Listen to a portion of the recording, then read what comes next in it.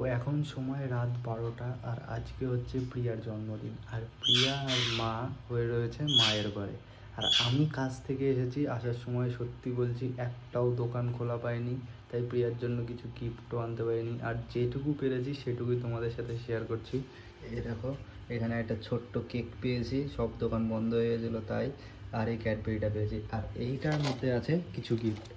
তো চলো প্রিয়াকে দেওয়া যাক, আর দেখা যায় যে প্রিয়া কি খুশি হয় না কি বলে।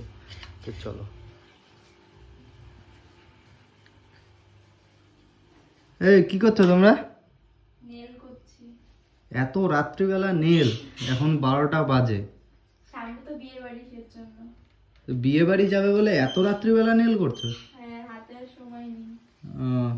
মা একটু প্রিয়ার চোখটা ধরো তো। কেন রে? ধরো, একটু দরকার আছে। আর এদিকে দেখো Chiku. Happy birthday to you. Thank you. ও বাবা, এটার মধ্যে আবার কি এনেছিস? এটার মধ্যে গিফট